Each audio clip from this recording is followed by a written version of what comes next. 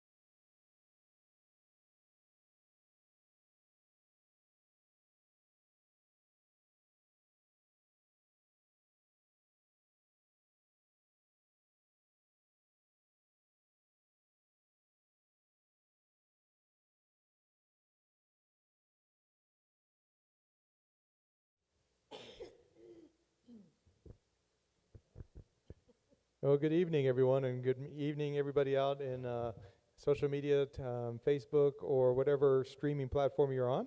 Thank you for joining us tonight. And we're here with another one of our board engagement nights, our board community engagement nights. This is our third one of the year. It's our second one that we're live streaming. So thanks to everyone coming here. We've kind of crafted this one as a budget meeting because one of the big things that we do every school year is adopt a budget. And the school board will be considering that budget at the June regular board meeting. But tonight we want to give everyone just a quick update on where we are on the budget, and then we will open it up to questions. We have a number of questions that have come in online, and so Ms. Gallaga will be moderating later on those questions. And then, of course, if there's questions from the audience, they'll get a chance to ask questions as well. So to start off with, we will go through just a little bit of budget information here. So if we want to get started, just to give you a quick idea of where we are financially stable. I want to put that out there. I get a lot of questions about how our finances are, and I understand that since you have a lot of stuff in the news with other school districts. But just to give you some quick numbers, we're projected to expend roughly about $101 million for this fiscal year. And next year, we're estimating revenues of just over 100 million. So there is a gap there that we need to close, and we're working on that to make sure that we have a balanced budget. But it is not anything that we can't overcome. And just also want to give a quick refresher on how school district budgets work and the different pots of money, so to speak. You'll notice we have these two buckets here. That really accounts for all your property taxes that you see on your property tax bill. On one side, you have your maintenance and operation budget. That's the money that's used to pay for utilities, lights, fuel, and for all the salaries in the district. That's what most people think about when we talk about adopting budgets. But you also have an INS tax rate, and that INS tax rate on your property tax bill is the money that is raised to take care of capital improvements and support the issuance of bond and debt, which can only be spent on capital projects and construction. And so an important distinction between these two budgets is that you can't mix the money. So if we get money for bonds and construction, it cannot be used to pay salaries of teachers. So that's an important distinction between those two pots of money. And then this is just a chart to show the tax rates since 2019-2020 school year. And you can see that they've gone down over the years. And this is our current overall tax rate of just over $1.08. Just a few financial highlights since we're talking about our finances today. You can see our Moody's bond rating is AA3. We have been an A first rating from TEA. The first rating is how the education agency rates the fiscal responsibility of the district. And of course, our tax rate has been decreasing since 2019. So prioritizing the classroom.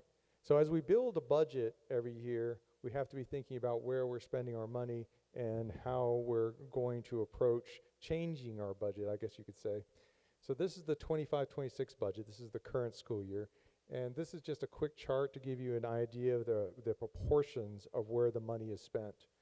And over here you have a peer average. Those are school districts like us and where they're spending their money as a proportion. And you can see our administration score, our percentage of the budget is lower than our average of the peers, but our instructional budget is lower than our peers as well. And then you can see our operations budget is higher than our peers. One of our long-term goals is to continue to grow this instructional budget. We would like to see it get up close to 60% if at all possible, and lower our operations budget whenever we possible, and lower administration budget whenever possible. One of the issues we face as a district in Manor ISD is we have a lot of buildings, and of course they cost money to operate, and so you have a higher maintenance cost, and that's what that operation money goes to.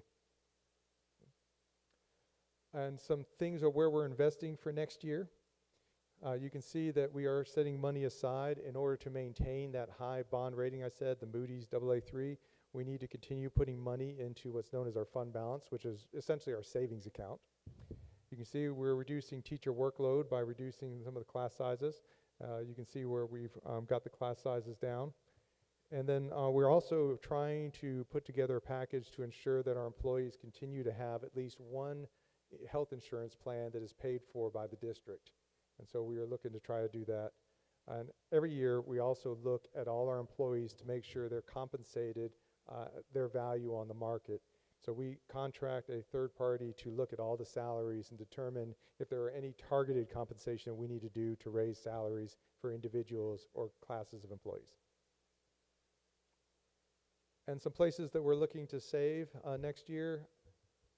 One place is, as we've been fiscally responsible in putting money back into our savings account and our fund balance, we no longer have to borrow as much money to maintain a cash flow in the fall. And what that means is we're saving money on interest. And so there's a large amount of savings, $388,000 or $338,000 that we're going to realize this year because of that. Transportation, looking to move to a hub model for all our choice schools. That's MRA and the new techs. And so that essentially reduces the number of buses and targets the areas where you have the most students to have the buses run to those particular areas. And you can see the $150,000 savings there. Property and liability, we are looking at redoing the insurance. I know that's not a real interesting topic, but just like homeowners look at their insurance on their houses, or you look at your insurance on your cars, we're looking to find ways creatively to save money in that area as well. And we expect to see some fairly large savings in that. You can also see we do have less students than we did a year ago, about 100 less students. And that equates to about $1 million in less staffing we need. Anytime you lose students, you need less people, both at central office and on the campuses, in order to teach those children. And so there are some savings there as well. And then last on here, I have the successful bond passage. If a bond passes in the future, you'll remember we had a little higher than average maintenance costs. We can save a tremendous amount of money just on our maintenance costs by addressing them through INS money, which is where your bond money comes from. I don't know how much yet we could save that way. All I did is just put up here that right now we have a $1 million contract just to take care of air conditioning units. So if we replace some of the older units, that money would not need to go to that contract to repair because they would be brand new units. Some things that this budget cannot solve, and this is the goofy picture of me pointing out the hole there. This is Bluemont Trail Elementary School. You can actually see the gap between where the sidewalk is supposed to be and where it is now. The land there, actually I was talking to some homeowners out there on Fairhaven. They're all having this issue with their foundation, and our school is too. The foundation and the ground is shifting. But what's more worrisome about Bluemont Trail Elementary School is you can't really see it, but there's a hole right there. And in that hole, you can see the crawl space where all the pipes are. It's the plumbing that we're really concerned about right now. And I didn't plan this at all, but our water main started leaking at Bluemont Trail Elementary School today. And I didn't even get a chance to tell you all that, but it is leaking and it's going to have to be repaired. The water main actually needs to be replaced, but we don't have the funds to do that, and you need a bond election, successful bond election, in order to raise the funds to be able to address these types of issues. So we listed out some of those things that the budget doesn't cover. You'll see that it's all has to do with deferred maintenance. We have roughly $100 million worth of maintenance that needs to get done it's either should have been done already or needs to be done over the next 6 to 8 years, and that includes Bluebonnet Trail Elementary School.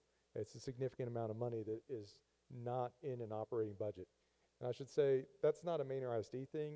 In the state of Texas, fixing buildings and doing major projects requires bond elections. That's how the state of Texas has set up the funding system. $100 million is actually the cost of operating the entire district, just the salaries, fuels, and utilities. We don't have that kind of money to go fix the schools and do major repairs. So you have to go out to voters and ask for a bond election. So where we're going as we move forward in the future. So we are looking and considering potentially having a bond election again in November 2026. If those of you who are in the community know, in November 2025, we did have a failed bond election. It didn't pass. And so we are looking at talking to voters and finding out what kind of information we need to give to inform everyone to know why we need this and why, I shouldn't say why our children need this in order to ensure that they get a great education. So right now, we are currently reviewing all those projects and deciding which ones needs to be in there. There is a community group that was selected by board members that is going to meet again to review those projects. There are escalation costs. If anyone has seen the price of everything go up, that happens in construction also. So all the construction projects that we estimated for a November 2025 bond election are now more expensive because it's a year later. That's just normal.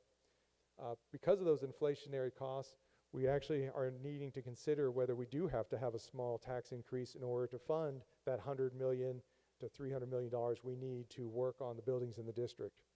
And so in August, we will be talking with school board members about whether to call that bond election for November 2026. So some things coming in the future. And we're talking about 27, 28. I know we were talking about 26, 27, but I'm already looking out all the way to 27, 28. There is a new legislative session happening. All the legislators are coming together to pass laws and change things.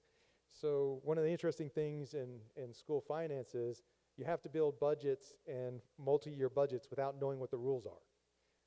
So right now, we're waiting to see what the legislature does with property taxes and the rules. It can all change.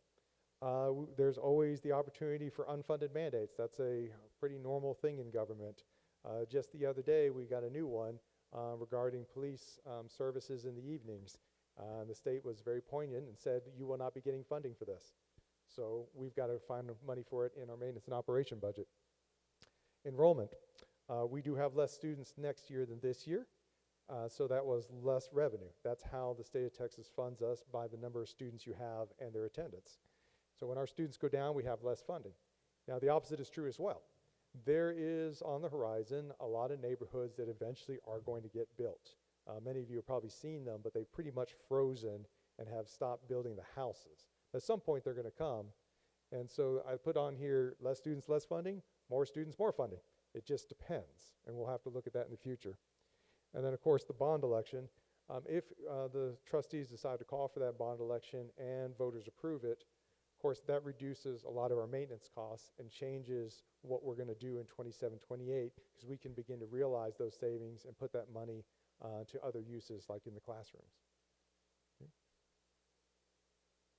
That might be the end, I think. Oh, there's the end. So that's your quick budget primer for everybody out there. Is there anybody who wants to make any comments on the budget before we go to questions? Let me introduce everyone real quick, and I should have done that at the beginning. So with me tonight are four of our trustees who could make it tonight. We start with Trustee Stephanie Rodriguez Barnett, and we have Trustee Lakeisha Small, and we have Board President Ms. Ana Cortez, and we have Trustee Patrick Patterson. And so we'll give them a moment if they want to say anything about the budget now. Well, basically, this board, since this board has been together, we've been very conservative in our approach to the public's money. We're being very responsible with it. We're one of the few districts that came in with a balanced budget in Central Texas last year, and we aim to do that this year. We're doing right by your money. What we ask for you, from you, is to be more active at the legislature level. Uh, Prior to the last session, there had been no additional dollars to public ed for 6 years. Um, and when the money did come, it only went to teacher salary. So education and schooling is a complex situation. He talked to you about the two different buckets of money. Um, to be honest, we were pretty surprised that our last bond failed last November. It failed basically 60-40. 60 against 44. And all three propositions had the same percentages, 60-40, which tells me that, and I understand that the language of the voting tab itself says these will raise your taxes. Well, we have control over the tax rate, and we did not raise the tax rate. What's raising your taxes, if they did raise, was the fact that Mainer's becoming more valuable. If you notice, 290 has become really a nice place to go and shop and eat and that sort of thing. We're becoming more valuable. Therefore, your taxes as a whole might go up, but it's not because of anything that we did with the tax rate. So we had three propositions. The one that I just knew would pass was the technology one. We needed $8 million for new technology. Our technology was 7-8 years old, and end of life is like 6 years, I understand. So our kids and our teachers are using technology that companies won't even support anymore. And so the only way to replace that equipment is through a bond. And when that one didn't pass, it was very disheartening for us. We also, we expect basic environments. Like when it rains, we don't want the water coming in the building. When it's hot, we want air conditioning. The only way we can get these older buildings fixed is through a bond. So the fact that they failed 60-40 was pretty disheartening for us. We're hoping that we get the word out better this coming November, because really common sense says our kids deserve better. Thank you, Trustee Patterson. I'd like to add on the budget. I would like to say that I'm very, very proud of the board that came in and that I'm serving alongside, because we came in very focused, intentional, that we needed to make sure we balance the budget. I know that we have proven that with the leadership that we have here. And we are one of, like our Trustee Patterson said, we are one of the few districts that have passed balanced their budget. So we are doing good with our taxpayers. I know there must be a lot of misinformation out there. I know by law we are losing slowly and surely local control. So we're being mandated on a lot of things that we might not have the resources to, might not agree on, but it all comes from the legislator, like Trustee Patterson said. So there's a lot of different levels of education that we need to make sure our community is informed on. But the needs that our district has are very high. But the proud moment that I do have to say and reiterate and acknowledge is that we are one of the few districts that balanced a budget, and that in itself says a lot. And I feel, thanks to the support of our board and our superintendent, that we are a little bit ahead of the game, even though it doesn't feel like it. But I think we do have a lot of work, and we cannot do it without our community advocating, educating our neighbors, spreading the word that we are having to do a lot more with a lot less resources. And before I continue and pass it on to my other colleagues, I would like to have a big shout out to our IT department, because they did a whole major setup for everybody in TV line. You should see all the little gadgets, everything. So thank you guys. Awesome.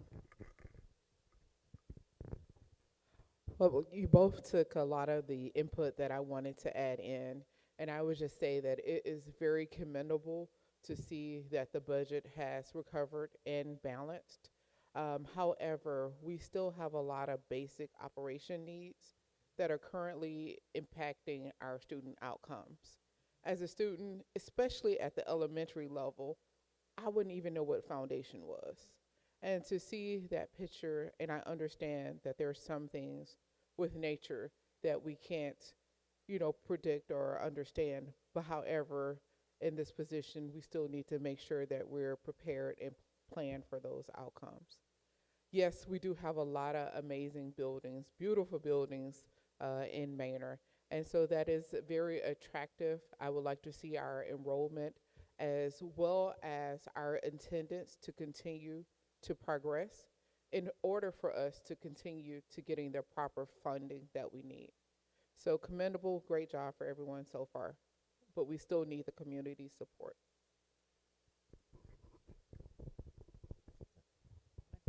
I'm on, okay. Um, when I think of the board, and we've recently shared with the Manor Senior High, their superintendent, student advisory board, one of the things that we've talked about is Lone Star governance. And what we as a board are tasked with in that particular discipline is successful student outcomes. And everything that we do is really focused on successful student outcomes. And I share that today because we're talking finance. And in order for us to be able to support our kiddos, it's the taxpayer dollars. And our duty as a board to ensure that students are prepared after they leave our schools. It is the funding that we are responsible for. And as other trustees have shared, we tasked Dr. Sermani and his team with a balanced budget. And he shared today that that is our goal as we move forward. When I think about school finance and I think about our bond that failed, it really comes down to helping the community understand a couple of things. And the big one is that red and blue bucket that we showed a little while ago, the maintenance and operation and the interest in sinking. This particular slide really says it all, and this is where I would like to spend time as we move forward as a community and are considering a bond, that we really look. The shift for us to be able to continue to pay our teachers well in order to provide them the technology for our students they need to be able to access their curriculum, and for us to graduate our students ready to be leaders in this community, to be leaders in an ever-growing technology environment, do so with the foresight that it's going to cost us money as homeowners and members of this community. If you're renting, there are so many different complexes that have moved in. This impacts you too. If you're a parent that is renting, you're paying for that through your rent every single month. So it impacts you. It might not be something that you're thinking about because you're not a property owner, but your rent is still paying for that. And I share that because how do we have this conversation? That shift from, that Dr. Sermani said, from that red bucket, right, that $1 million in that HVAC system, in continued plumbing, all of those types of things, those are items that we can take into a budget specifically from that bond. And so there's a couple of people here who actually sit on that advisory committee for the board. And as we review looking forward what that might look like, I think this is probably some additional transparency. While we had specific projects laid out, Dr. Sermani's hand into a bluebonnet in showing what that campus looked like, those are the things that I and other trustees, we're going to be walking these campuses. And that is an invitation for you all as a community. Come out and take those walks with us and ask additional questions. If you run into me at HEB, at Walmart, even if I'm shopping, please have a conversation with us. We're here, we're members in this community, and we want to have successful student outcomes.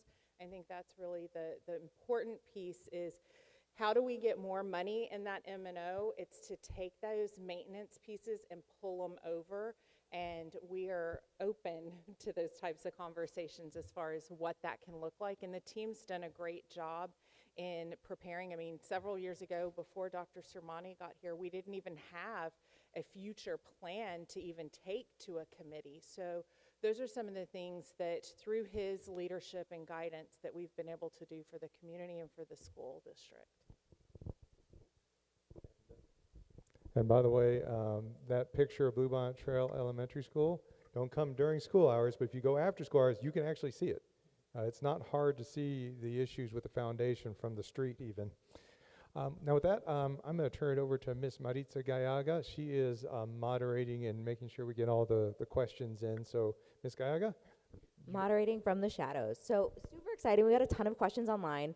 But before we kick it off with our online questions, I do want to pan it to the audience. Do we have any audience questions for those who are here with us tonight? Would love to kick it off with one of you, but if not, we have online questions.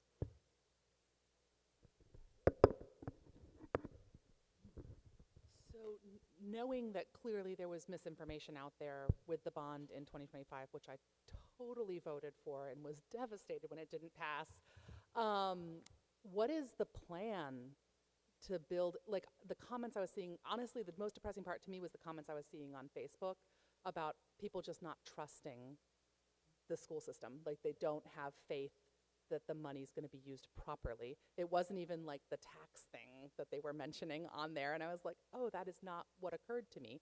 And I'm relatively new to Manor. I have a second grader. I'm about to have a kindergartner. They're at Manor Rise Academy. But how are you going to get out the vote? Like, what does that look like? And I can start us off real quickly. Well, one thing we won't do is the same thing we did. And so I think that's the first thing to say. So we've done a lot of work to do some research. We've had some focus groups. We did some surveys to try to get a feel for what we can do better. And I think one of the big takeaways is we are going to have present the information in a different way that the people we've talked to and even our staff have asked us to. So rather than showing them all these projects we're doing, they want to see a campus by campus look and some more detail into what that is. And to speak to you about trust, you know, we say this a lot, trust is all about communication. We trust people we communicate with. And so if we're not communicating in the way somebody wants to, like giving them that kind of detail, then that's where we don't have trust. So rather than having, I need $32 million to fix Bluebonnet Trail, it's going to be $32 million and this is what's going to happen to Bluebonnet Trail. So that's one thing. And I'll just give you one other. You know, a picture's worth 1,000 words, so to speak. One of the things that we learned from that is at a certain point, our Attorney General has set rules about what district employees can say, and they're getting ever more stringent. So we're going to make sure we get all the pictures out and invite community to take pictures of these things so that they can put the pictures out later on when I'm not allowed to anymore. No, trustees? Well, I was going to say, I'm on the neighborhood forums too for Facebook. Pretty interesting stuff out there. But I'll say this. It comes back to official information, such as the AAA bond rating. We're responsible with the money that we're, what is the word? Entrusted with, yes. And a lot of that comes from years of having distrust. Superintendent is coming up on his 3rd anniversary this week. Board members, we're new to the place. And again, last year we showed how serious we were about money. I think, and I just know how people are. Some haters are just going to hate. But I think what we need to do to get to the next level as a school district is get our student academic outcomes up. And when we do that, if we continue to have stable budgets and appropriate community involvement based on truth, we will become what I consider the East Lake. of this community. We can do that. Manor has a small town feel, but we're growing. And we need to be able as a district to attract all the kids who live in this school district, and we haven't done that yet. We haven't lost many due to different political moves and all, but I know for a fact when people are not involved in schools, grandparents, people that don't have kids, they want to see academic achievement at high levels, and so does this board. So we're gonna do things differently. We're gonna talk to more groups, more people out there. But that statement on that voting language is not going away. It gave me pause, and I knew better when it says this move will raise your taxes. I mean, that's psychologically, if you're not informed, you'll believe it. So I think that was part of the distrust because we're telling our voters. yes, Yes. yes. And just piggybacking on what his Trustee Patterson said is, I think part of the distrust is what is mandated by law that we put on the voter ballot that says is a property tax rate increase, which it's not. I was having difficulty at the polls explaining I voted, and I know what I voted for. I did not vote for a tax rate increase, and I'm one of your trustees entitled to do that. My responsibility, our responsibility is to do that. So there's different layers, and Texas is, this is my personal opinion, it's not public education friendly. As we know, there's a lot of, we're under attack, so they're making it really, really harder and difficult in every way to run a school district. Another thing that we're doing, we're really addressing, I think, so many different layers that are challenging too. At the very top, the legislative mandated bylaw disclaimer that is said in bold letters that it is. Another thing is, all the goes back to funding, all the unfunded mandates. And then at the same time, making sure that we educate this diverse growing community. And I'm sure we'll probably have some Spanish sessions here too for our Spanish-speaking community, because we do have a very large Spanish-speaking community. And but we are very all aligned in making sure that we focus on our student outcomes, but we need to address all these issues.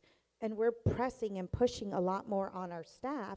Our teachers are overworked, admin's overworked, but because we have a limited amount of funds and we have a certain way to use those funds, and if we do not do certain things the way the state is mandating us to do, then they'll come after us in whatever way, by lawsuits or whatever. So now more than ever, I think we really need to really bring in our community together, whatever additional ways it looks like, to make sure we come together as a community and educate those that don't understand the whole funding process and bond process, to be able to make sure we make that impact in our students.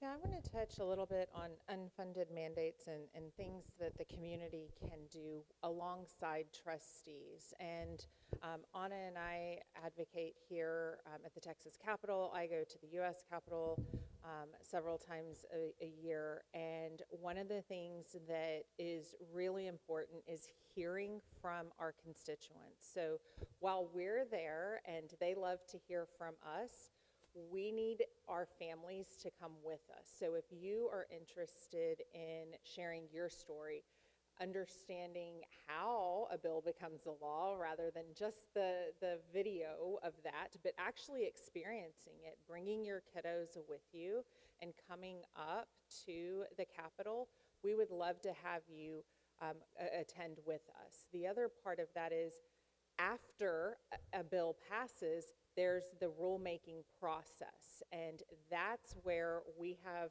the unfunded mandates and the challenges, because starting to unravel this and really looking at that implementation, whatever it may be, is one of those things that there is additional input that voters can have, and you can go to TEA's website and you can provide additional information about how you think this is going to impact your local district, what your thoughts are as far as a parent, and that then becomes a decision from the commissioner, and then it's rolled out to districts. So it's not the end. Once that bill passes, it's a conversation period at that point. It still is going to be a matter of law, but we can still influence what that looks like to some degree, because ultimately we have to implement it, right, as a school district.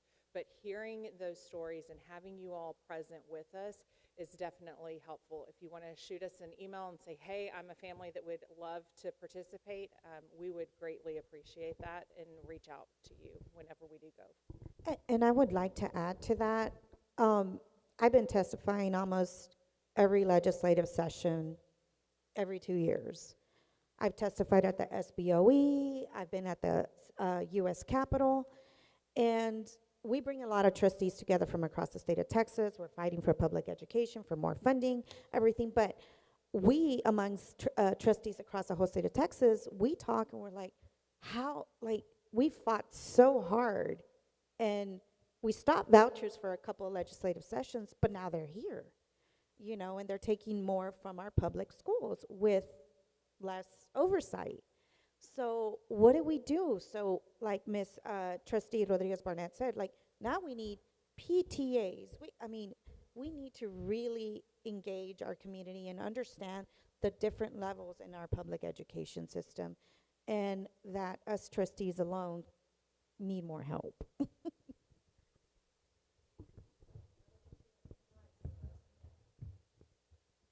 And I don't want to come across as we're just worried about money. But the reality is,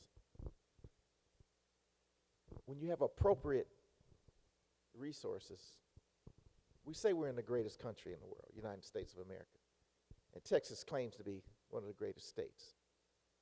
So we should have enough resources to provide public education to our kids. When we're talking about money, we're operating responsibly with a lack of funds. It's almost like it's a two-edged sword, because we know, let's look at the subject of bullying. Well, if we had appropriate or enhanced staffing to deal with unique situations, we could deal with it. But the fact of the matter is, we are operating on a bare bones budget, and our staff's doing the best we can. We meet frequently with the superintendent. Our direction and standards are clear, and we're going to try to adequately compensate the teachers as much as possible, because they're dealing mostly with the kids, but teachers can't do it alone. There needs to be supplemental staff to help in very unique situations, and we just don't have that right now. Any budget in an organization is 85, 86% people. So when we're talking about cutting budgets or keeping budgets balanced, we're talking about people. And what I would like as a community, for somehow we come together to provide, to become resource rich, so that our kids know that we as a community support them and want the best for them. That would take care of a lot of the negativity that we hear from ghosts from the past, I I do want to talk, because Trustee Patterson brought up bullying and then resources. Again, successful student outcomes. One of the things that every district has now is officers on every campus. So one of the things that former trustee Dr. Mary Thomas and myself, my degree in some of her background also included criminal justice. And one of the things that we felt very passionate for, and what the board worked with Dr. Sermani and his team, I don't think a lot in the community know what we've rolled out this year, and it's really to help our kiddos.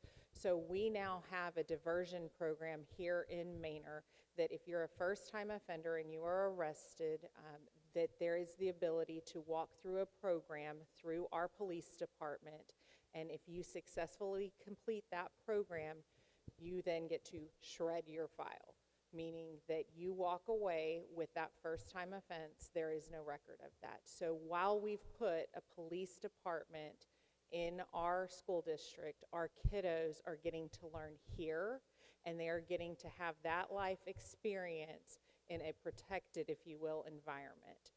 That program had to be approved through Travis County. It is in conjunction with Travis County Juvenile Services. So that's something that is very proud, a proud point that this community needs to know that, hey, my kid's going to school, they're in middle school, they're in high school, there's a police officer there. Yes, there is. There are real consequences. There are certain offenses that this does not apply to. But if it is something that that is an opportunity. And this may be something you want to talk a little bit more towards. Before she continues, I just want to add, our Manor ISD Police Department, that was possible thanks to the bond vote that our taxpayers voted for. We couldn't have done that police department without the bond vote, which aligns directly with the mission and vision of Manor ISD 2019. So that alliance goes back to making sure we have student applicants, making sure we connect, making sure we have a police department that aligns to the Manor ISD vision and mission of how we want make sure that our kids are productive citizens in our community. So at this time, we have some studio audience that we haven't, Maritza's telling me, we got a whole bunch of questions out there people were asking. So I want to ask that we try to get through some of those questions to make sure some of them get heard. I know this is an exciting conversation. We can stay here all night, but let's see, what do we got next? I think we had a studio audience member had a question.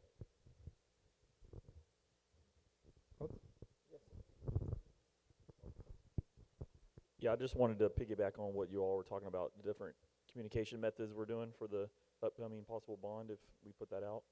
I was thinking when I was in the schools back last year before this bond failed, I was talking with the students just so that they're aware or can be educated on what may be possible by this bond, passing and what they could get, right? So again, you said more students, more funding, but also open up possibilities we may not have today, whether it be at sports or fine arts or athletics, anything, right? The kids had no idea even like what this Prop A, B, C, or any of that means. So I just didn't know if it's possible that high schools could maybe have a class or maybe the principal come in and just have a conversation, with the kids, just educating them to know what that is. And they can even go home and talk to their parents about it. Be like, hey, in case you didn't know, I want this. This is awesome what we want to do for this school, or, improve it, and maybe, have that conversation. So getting that interest and like you said, the trust, I think that may help too as another avenue. So I just want to make that comment. Thank you. No, appreciate the feedback. We'll definitely take that into account.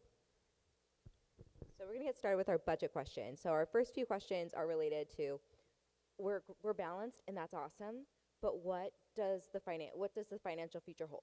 What are the challenges that we face? How are we preparing for them? And if things don't quite go well, what could that future look like? I guess I'll start off that one. So we do look into the future and do our best to project outwards. For 26, 27, we have a pretty good idea of what our budget structure is going to look like.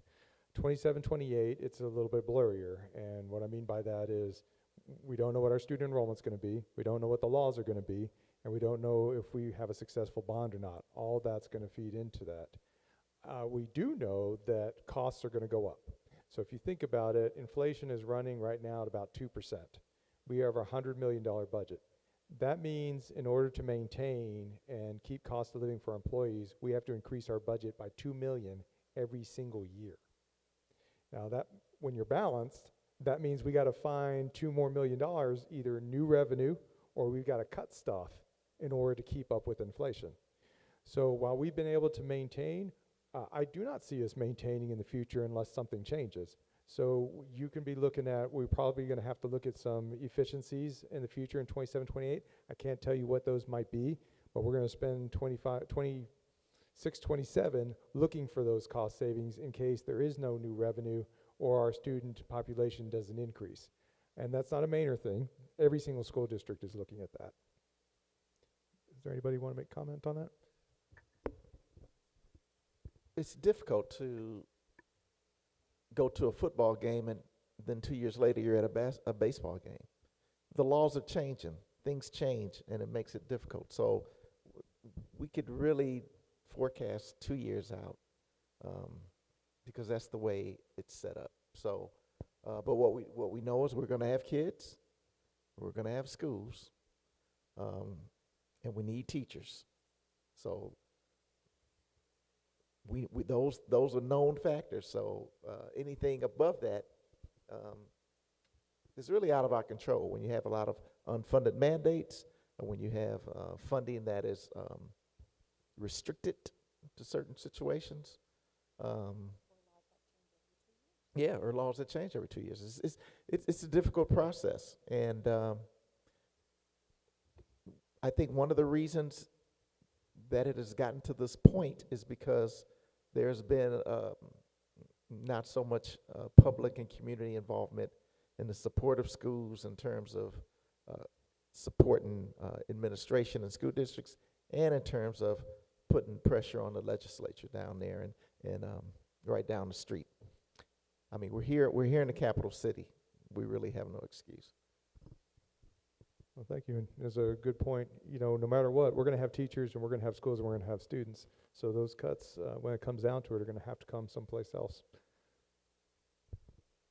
We're going to go back to talking a little bit legislative for this question, and it's what could happen in the future when it comes to legislative decisions?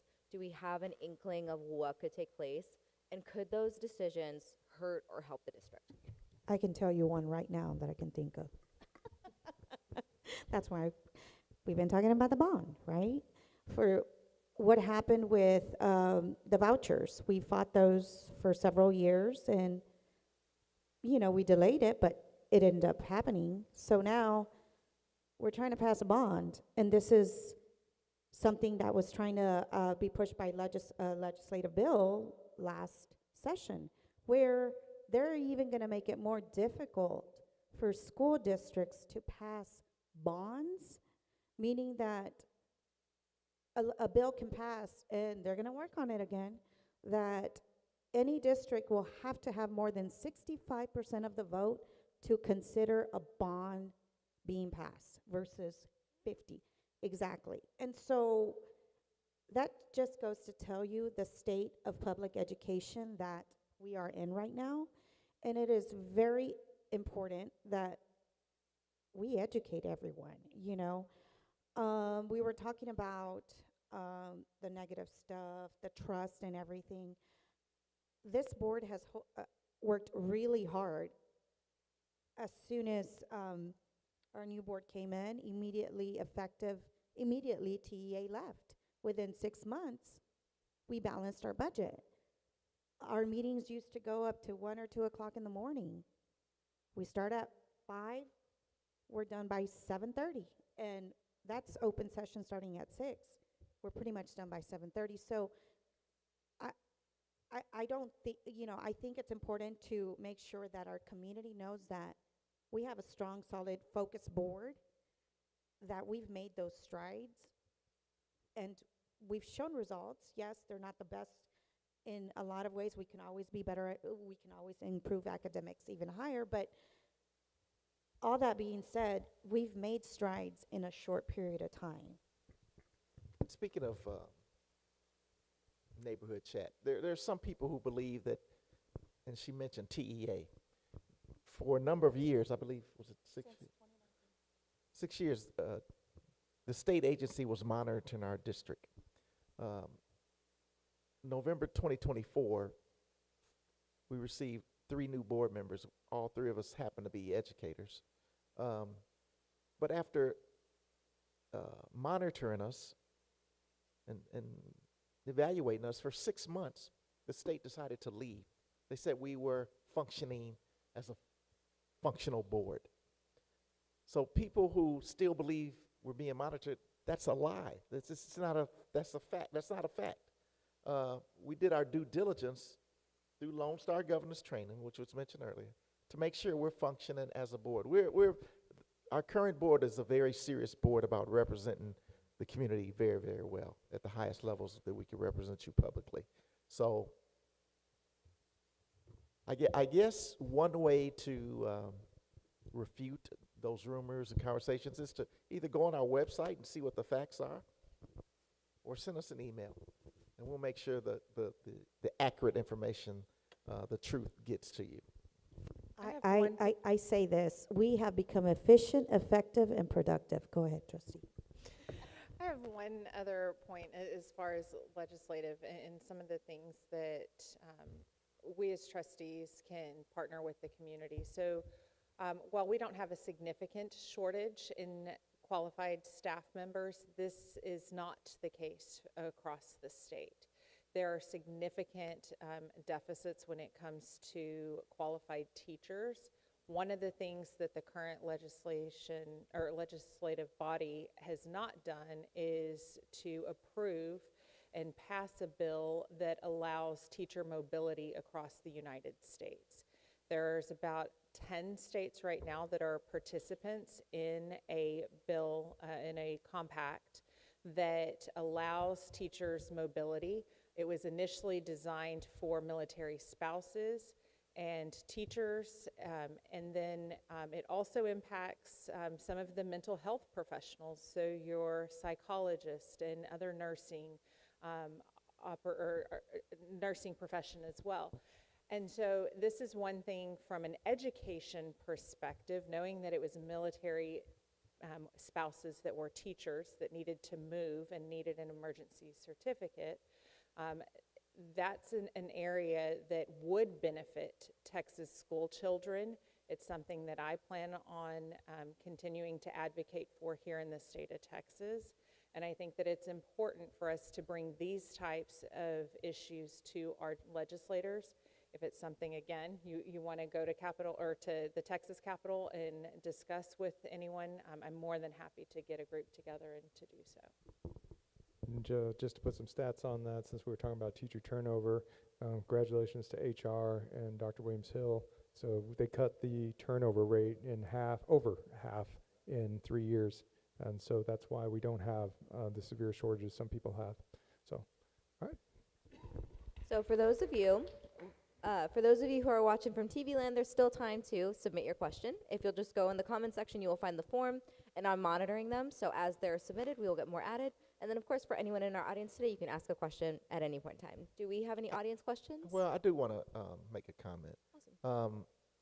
Last board meeting, or maybe it was the one before, we publicly discussed some survey results from staff. And an interesting response was the fact that about 97% of the teachers supported working here in Manor, but only, I think it was 75% would recommend. 68. Oh, 68, even worse, percent would recommend someone coming in here. That is baffling. That is baffling to us as a board and superintendent. So we're going to, and I don't know if he's already started the conversations with staff to see what we can do to close that gap. If you're happy working here, I can't understand why we wouldn't want to attract our friends and great teachers from other school districts to come work here because we want to be a great school district. So we do pay attention to those surveys, and we do act on them.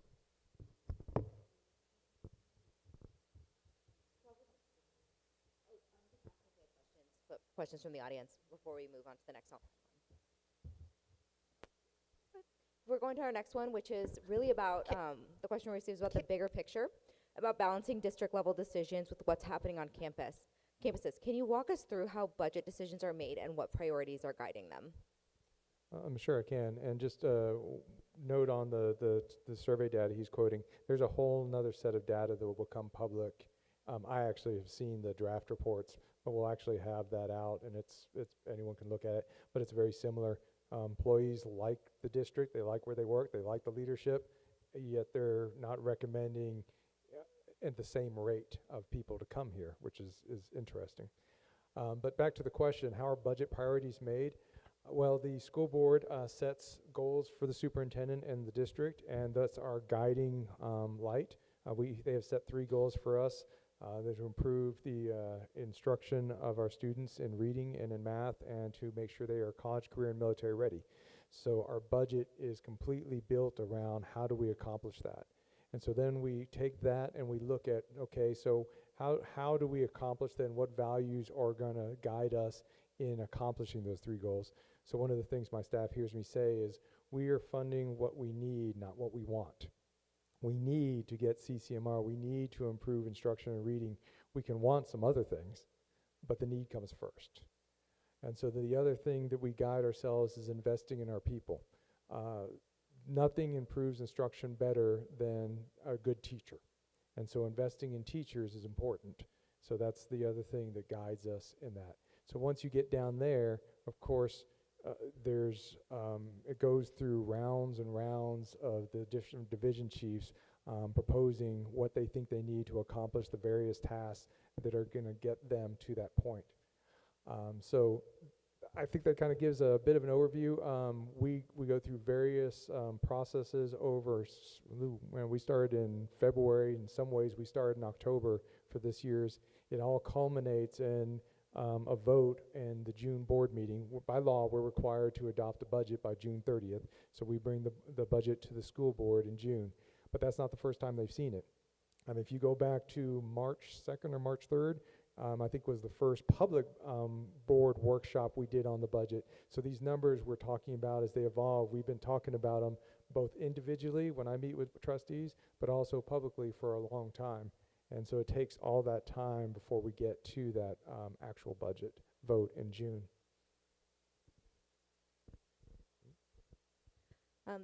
When looking at finding efficiencies, how do you decide where to make those changes while minimizing the impact on students and staff? And how do you evaluate what will have the least impact on students when reductions or shifts are necessary? That's a great question. One of the ways we do that is by comparing ourselves to higher performing districts that look like us. So we're looking to see how other people are spending their money, and then we try to, okay, how can we begin to shift the buckets of money where they are to get to the closer to what that looks like.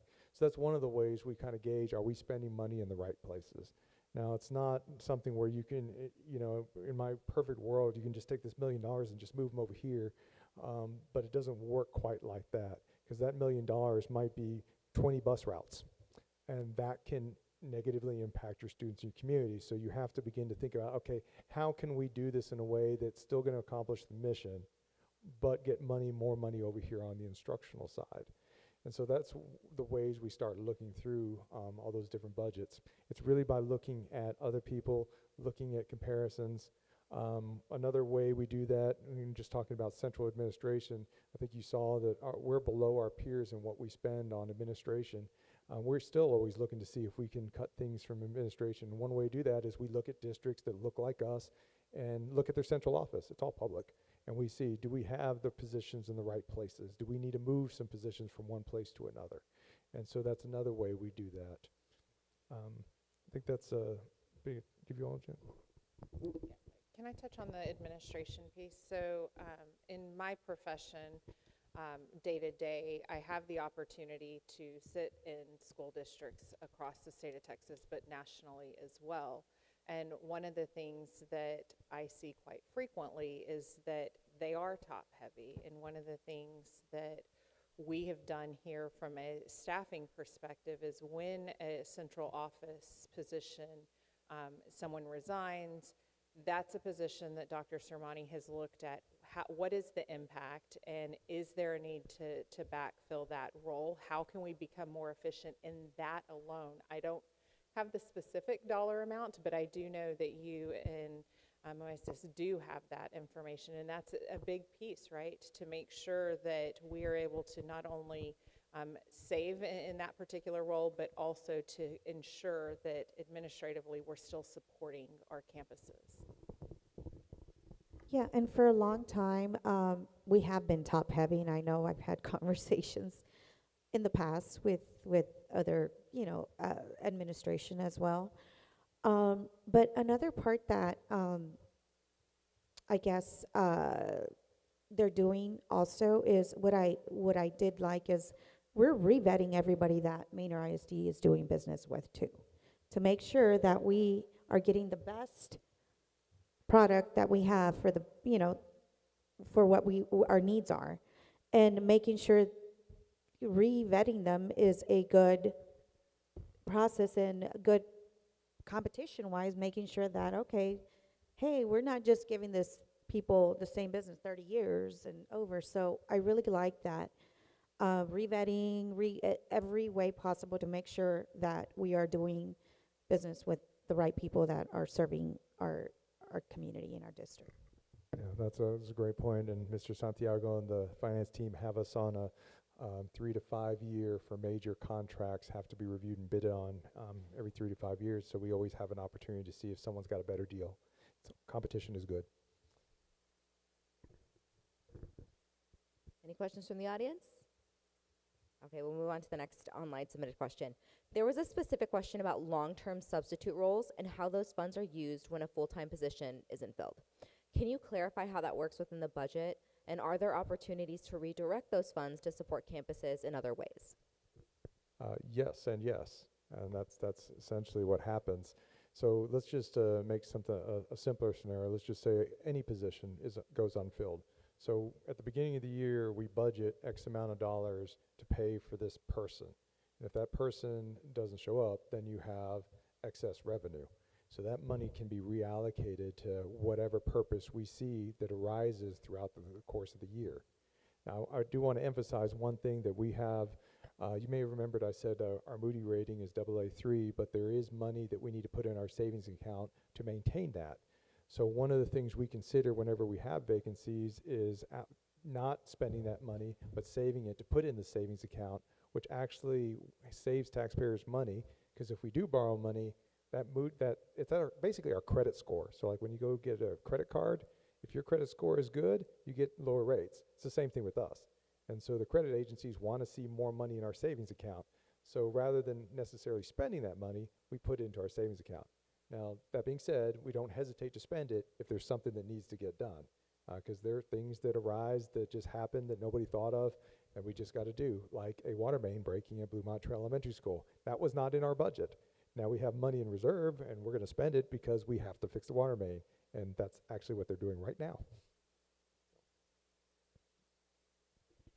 We got some questions about staffing gaps, including positions like assistant principals and counselors, especially at high-need campuses. Can you share what's being done to fill these roles and support those campuses in the meantime? I can tell you that there are pools for assistant principals and counselors that we maintain throughout the year, and we rely on the principals to go into those pools and interview and select the persons. I know, for example, Manor High School had a retirement. We're in Manor High School, by the way. TV land, but we had a retirement mid-year and they were able to fill it from that pool. Now, education is one of those things where there's a rhythm to the hiring, and it's because of the way the contracts are structured. So anytime you have a vacancy in mid-year, it's a little bit more difficult to fill that position because everybody's on a one-year contract that ends, and then of course when their contract ends is the time when people move to different school districts. So it's always better to fill them and then keep and retain the person throughout the rest of the year rather than trying to fill a mid-year vacancy. So sometimes when there are vacancies and we're struggling to fill them, we oftentimes have to reach out to retired administrators that we know in the neighborhood, or contracted services where we contract out a counselor or a nurse from a private company. That unfortunately costs a lot more. Significantly more than having someone salaried on the payroll.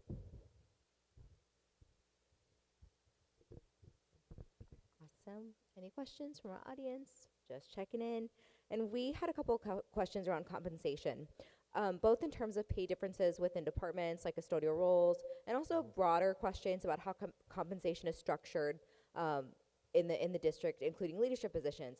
Can you walk us through how the district approaches pay and ensures it's fair, competitive, and aligned across different roles? Yeah, sure. So I think the two big pots there are the teacher pay scale, and then you have all the other pay scales. The teacher pay scale has more to do. There's some laws and some things that go into how the teacher pay scale is created, but essentially we are targeting to ensure that we're at least at market or above. And so every year we contract a third party to look at the market and see, are we in line with that? And then we make adjustments when we can. For all the other positions, we also do a study, but we group those into different categories, I guess you could say. So everything from the superintendent on down to any hourly employees we have are all put into groups. And then we have another company that comes out and compares those to the market, whatever that market might be. And it's a different market for different employee groups. And from there, we look and see, are we in the range where we want to be, or are we behind and we need to offer more? So we start adjusting the salaries. In one of my previous slides that you saw, we do every year, and every year there are areas where we need to target and we're going to have to make adjustments. I know of a couple off the top of my head we're probably going to need to adjust. But all of that is predicated on having the funding to be able to make those adjustments. Now, adjusting everybody in the district at one time, that's a huge number. I think every 1% we change, increased salary is something around $800,000 to $900,000, I believe, right in around there. It's a little bit easier when it's a small subset and targeted group of employees. For example, I think we adjusted elementary assistant principals last year in their salaries because they had fallen behind market. And then finally, the same group that looks at all the salaries, there are occasionally individuals as people begin to move around from other districts into the district, and I've never really been able to wrap my mind around how, but somehow they are not being paid what they need to be. And so we do equity adjustments for those persons, and we adjust their salaries. So there's occasionally where a supervisor somehow ends up being paid almost the same as somebody they're supervising, even though the demands on the job are very different. And so we have to go in and adjust that person's salary. We have about 1,300 employees, and so it does take a while to go through that, which is why we have TASB is the group that does it for us. We're going to stick on the topic of compensation. And with where we are in the budget this year, what is the possibility of staff seeing increases in their salaries? I don't see a salary raise across the board for all employees. Right now, what we're going to try to provide to our employees is to pay for the individual health care benefit. We are targeting that for our budget. That's going to be somewhere between, right now we're estimating between $1.2 million and $1.9 million to ensure that all employees have at least one health care plan that's free to them, that the district provides. I am looking at 27, 28 to come up with a compensation plan to give us enough time to see how the legislative is changing so that we can be prepared to try to offer something to our employees, because I think we're going to need to at that point. There were some raises that the board was gracious enough to provide in years past, hourly employees, actually to most employees in the district, as well as this past year, teachers got a good bump from the legislature as well. Well, I know that 2 years ago, our teachers were second highest paid in Central Texas. I don't know where we are now. We'll find out in about a month. In about a month. So, again, being transparent with you, we know it's very important for you to have your health care covered, and times are tight. It will be, if there's any way possible to issue raises across the board, we will do it, but I don't see that happening.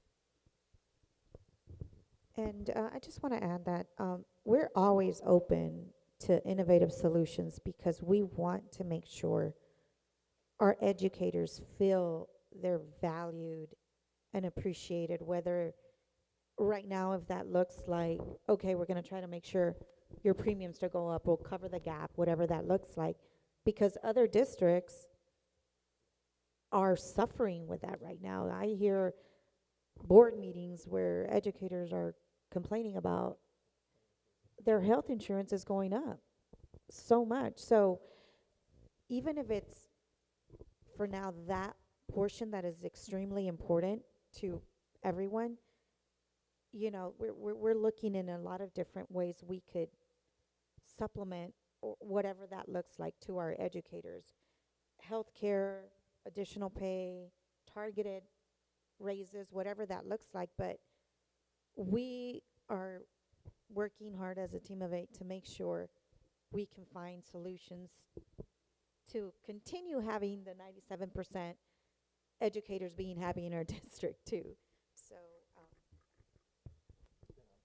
within our budget. So just a key takeaway from there is to know that we are keeping this at the forefront within our budget. As Dr. Samani mentioned, there's been several occasions where we have the opportunity to review, and we know that bottom line that cash is an incentive, right, to come to work. And ultimately, our goal here is for student outcomes. So we want the highest compensation. And I do like how innovation, as Trustee Cortez mentioned, and Dr. Somani, with the health care insurance. Because if you had to pay for it or look for it on your own, you know, it's about $2,000 a family right now. So I've had some people that's unfortunately that have recently went through layoffs. So we do understand that this needs to be that everyone needs to be compensated. I have one last piece on this. So one of the things President Cortez said was unique solutions, right? So one of the things that Dr. Williams Hill and her team have done is they've also reached out to our apartment complexes that are in the district's boundaries, and they have worked with them for teacher discounts or Manor ISD discounts. So as we have additional commerce and we have people that are coming into our community, our kids live here. This is their community, right? So any of our new business partners out there, if you want to work with the district in providing incentives and discounts and things like that to Manor ISD employees, please reach out to the district and have those conversations. We'd love to see that support for our staff. Hey, wouldn't it be awesome if Manor ISD would also have their own little clinic for their educators? Anyways, don't stress out, Dr. Sharmani. I'm just saying those are a lot of innovative solutions and ideas that are out there that we could possibly start engaging. But of course, it has to make sense. So anyways, don't worry about it, Dr. Sharmani. Hey, I've had that idea for a long Yeah. time. Well, I the think reason it's a great idea. It's just, you know, when we get the money, we can, because it does take money to start it up. So. Yeah, well, I'm just saying, you know, I opened the first medical towers here in Manor, and then, you know, I've been in health insurance for most of my life. Now I'm in real estate and stuff. But the reason I say that is because I know there's opportunity out there somehow, but it just has to make sense. And we are always open to making sure we give the best to our best that are serving our students. And later on, we're going to be in their hands. So we need to make sure we invest in our future. Awesome. Any questions from the audience? Okay. Our questions are going to shift from budget and finance. They're going to move to the classroom experience. And our first question is that we're hearing from some families that sometimes school can feel a little overwhelming or disengaging for our students. What are we doing to make sure students feel excited, supported, and wanting to come to school? And what can we do to improve? That's a great question. You know, the best student is the one that is engaged in the learning that's in front of them. And so let me tackle just the classroom first, and then we'll talk about some of the other things that we offer our students that is not in the classroom. So I think one of the big things that we're doing across the board is we're really doing a reset in how we approach teaching and learning. We started with math this year. There was a new math curriculum. at the elementary level and some of the middle school grade levels. Next year, there's going to be a slightly different reading curriculum coming out. But I don't want to emphasize the curriculum, but because what's really happening is it's giving an opportunity for all of us to stop and re-talk about what does teaching look like. And that's the real opportunity you have when you change the curriculum, because everyone's got to stop using whatever they were using and come together as a team to say, okay, how are we going to have this? And I'm just going to start with just talking about the little kids, for example. There's nothing better than a teacher that can run like Miss Ortiz, and she has her small groups of first graders all over the place, and they're all working. They look like they're having fun and playing games, but they're talking and working on sounding out words. That's engagement, and that's what we want to see all the way up in all the grade levels. And so that curriculum piece is what's really going to drive a refresh in how we're teaching. But beyond that too, there's a lot of other things that we're trying to explore and offer. I'm not going to call out anybody in the audience, but there is a student out there who wants to have a speech and debate team. So for example, trying to create and offer opportunities for our kids to engage in different ways. We have robotics teams at both the high schools, expanding those opportunities. I heard all about how to get a girls flag football team going. I am so into that. We will dominate. And the best thing is, I heard you have to have an NFL team to back you up. We've got 4 NFL players from this district. I've got no problem getting an NFL team to back us up. It's coming. But we also want to provide all those different experiences and opportunities for our kids that aren't just in the classroom, but provide other avenues. And I'll end with one of my favorites that's growing rapidly is we now offer a program where students can graduate as an EMT from Manor High School. That means that they can be 18, graduate, and hop on an ambulance and go to work. They can also actually apply to the fire academy with the fire department and get hired, because you got to get your EMT first, and you can become a firefighter. Or if they want to continue their college education, they've kind of got a leg up if they want to become a doctor someday, because they've already been working on the skills they need to be a doctor. But there's that kind of hands-on, real-world application that we're offering in Manor ISD that I think makes us special. As far as student experience, for those of you that are out there in TV land, I'd like to give a shout out to every student that is sitting here tonight, because there are just as many students as there are parents that are in the room tonight with us. And this is one of the opportunities, and I'm going to call my own daughter out here, but this is one of the events that when we come out to the community, when we come out to your campuses, we love to see students there. And, you know, if you can get your friends to these events, bring your laundry list of things that you talk about. If you're talking about, and I'm going to call out our nutrition, right? If you have questions about how are our lunches picked, how do we get to school, what does that experience feel like? Those are opportunities for you to come and speak with us as board members, but then we're paired up with every chief as well. And so those questions can be asked. So as far as the student experience, they're tasked with tough questions, but they do get back to you as a student as well, and they will provide you whatever questions you have. And my daughter, she'll tell you, she had a whole list one year, and she got all of her questions answered all the way to the curriculum. We've had changes in curriculum. Why did we change from this to this provider? And to hear the reasoning and the thoughtfulness behind that, and to help in understanding that not only the financial impact for students, but also why it benefited them. So we as trustees, we want to hear from our students as well, and we've been working with Dr. Sermani to have him find opportunities for us to come out and visit you at your campuses. I want to add that he was talking about 4 NFL players that we've produced in Manor ISD too, but we also produce nurse practitioners, doctors. We're graduating right now. We're still on track of graduating the highest number of seniors that will be earning their associate's degrees before even getting their high school diplomas.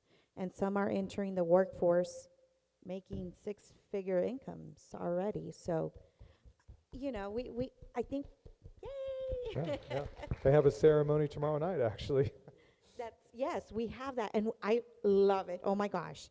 All of you guys should join us, because they know that Manor ISD has one of the largest, we beat a lot of the Central Texas school districts, and there's all of them.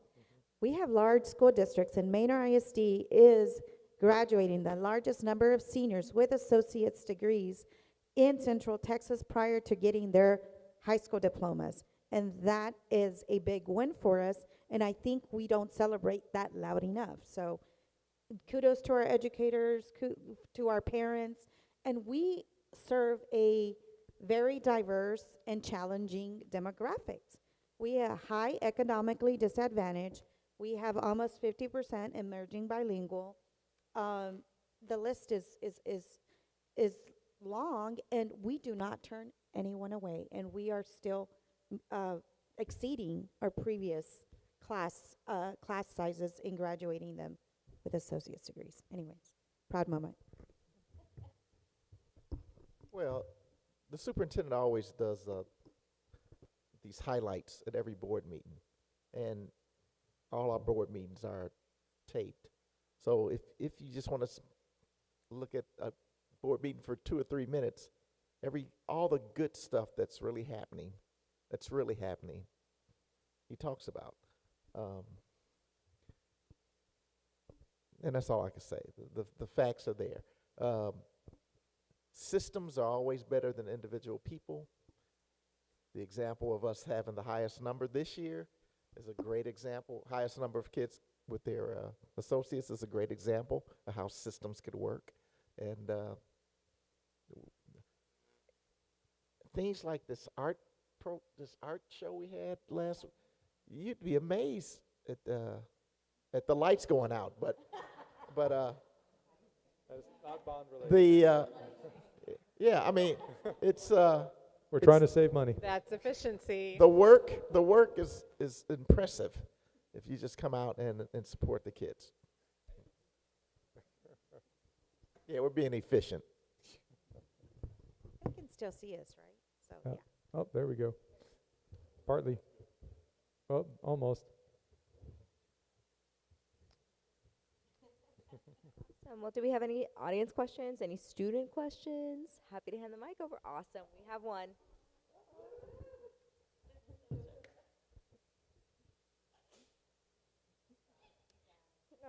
Hi, my name is Nevaeh Rose, and I'm a ninth grade student at Manor High School.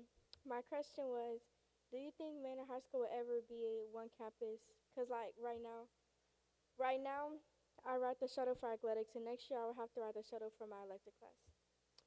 So what she's referring to is that, and thank you for that question. That's a great question. She was asking if Manor High School is ever going to be a single campus. And what she's talking about is right now, we have where we are right now, this facility here, we call it the Manor High School Complex, but then we also have a building down on Greg Manor Road, which is where the ninth graders. And the problem is neither building is large enough to hold the entire Mustang Nation. And so, which is why it's split between two buildings. Now, if in the bond, and there's proposed, I would love to solve that. And for a couple of reasons, not just that. One, because I do think all the Mustangs need to be in the same place. There is a site, we can go on a field trip, I'll go show it to you, back over here, where a building was designed to be built that has never been built, that would cause all the students to be able to come over here. Now, just having all the Mustangs in one place would just be phenomenal, but that's not the only reason we want to do that. There is safety and efficiency in doing that. Right now, we have students that have to ride on a bus back and forth. I would rather them not have to do that and be safe in their campus all day long. The second is the amount of money we spend operating two buildings when one would work just fine. But that is an inefficiency that we could eliminate, take that money and put it into classrooms. But to do that, I have to build a $40 million wing to this high school. And not only that, when we do build that, and you may be here to see it if it passes, we can build in some custom-built facilities that are modern, that the students can get input in, and so that our CTE programs that haven't had a refresh in a long time can be the primo in the area. And I'm just going to leave you with this. There's a young man out there named Raul, if you're watching. Raul came and talked to me one day. The first thing he said is, "Sir, he's a freshman, by the way. He said, your auto tech program, I already know how to use every bit of equipment in there. When are you going to get something new? That kind of hurts, but it's true. This is a young man who spent his whole life working with his dad on cars. He already knows how to do all that stuff because we don't have the funds to buy newer and more modern equipment to put in that auto tech lab. So, great question. Thank you. And I want you to be cognizant of the fact that the superintendent said $40 million wing, because we believe in being responsible with public money. High schools cost $120 million. We more than that. So we want to be not as frugal, but we want to be as responsible as we can. And one of our concepts is, where we can, we add wings instead of buildings. That's just a small example that could be overlooked. So basically, we don't have the space. But it's possible with your help. So make sure you educate your friends, okay? Thank you for coming. So one question I want to get to, because we did get this quite a bit, was specifically talking about class sizes. So we're talking about prioritizing the classroom. Will reducing class sizes be part of that? And if so, where would we see that change and when would we see that change? Yes. One of the feedback in talking to everyone this year is they thought that, and when I say everyone, I should say like the district advisory team, different groups of teachers that I've spoken with and parents, is to try to target classroom sizes, especially at the elementary level. So this budget did do that, or our proposed budget will do that. I'm trying to remember the statistics, but I believe 80% of our K through 4th grade classes will be under 22-1, and all of them will be under 25-1, and those are projected numbers. Those aren't real numbers. Those are what we believe will be there. We'll also be able to do something we couldn't do this year because the budget was so tight. When we exceed that 25-1, we'll be able to move swiftly to put a teacher in place, and we'll be able to do that much more quickly. This past year, Mr. Santiago and I were watching very closely the cash flow issues of the district. While we still got to watch that, they're not nearly as tight as they were last year because we've made the cuts we need to, so we'll be able to move more quickly when we do see class sizes rather than wait to make sure we have the funds, because we know we will have them. I believe we have only a few more minutes, Dr. Somani. Correct me if I'm wrong.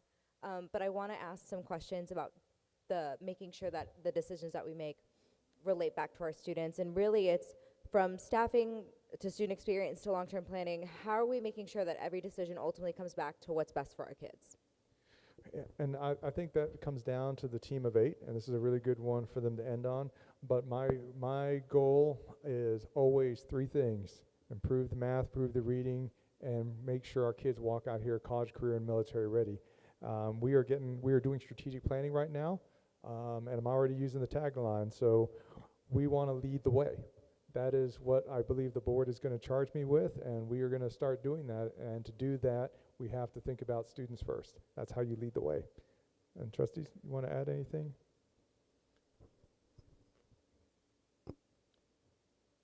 When I ran for the board, I had a mantra that said teachers first. And some folks had an issue with that. But when I was able to explain the fact that, according to research, and I'm not here to be popular, I'm in my 47th year in education, y'all, all right? Research says the number 1 factor in student achievement is teacher quality, not necessarily class size. So if we could get excellent teachers in here, that's the best we can do. So if we could create an environment as a school district to keep excellent teachers and to attract excellent teachers, it would go a long way to getting our student achievement where we want it to be. We're going to be pleasantly surprised, I believe, this year when CCMR comes out. And the fact of the matter is, the district has been doing great work with limited funding. We're hoping you're going to be proud of us, proud enough to easily pass this bond that is sorely needed this fall, if we decide to do that. I want to add back to the team of 8 and our Lone Star governance training. We self-evaluate also as a team of 8, as our board. And our goal and our focus for every board meeting is to make sure that our board meetings are 50% or more focused on student outcomes. And we evaluate ourselves every quarter, and we grade ourselves to make sure we remain focused on our student outcome goals.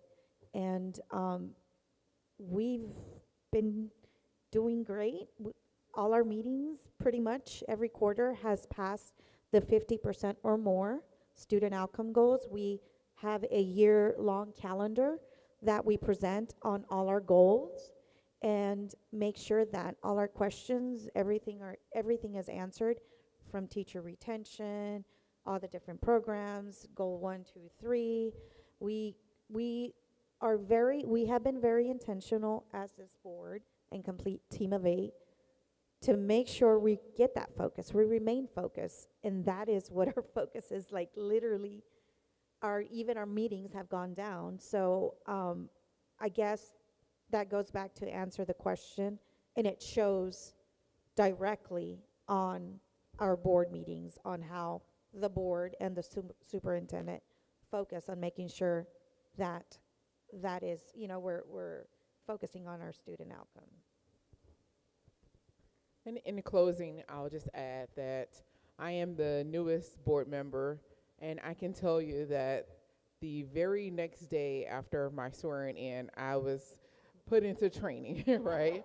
And that just goes to show that this team is very serious about ensuring that we all are held to the standards of the Lone Star governance, and that we are also ensure that student outcome is our purpose, that we need to be here.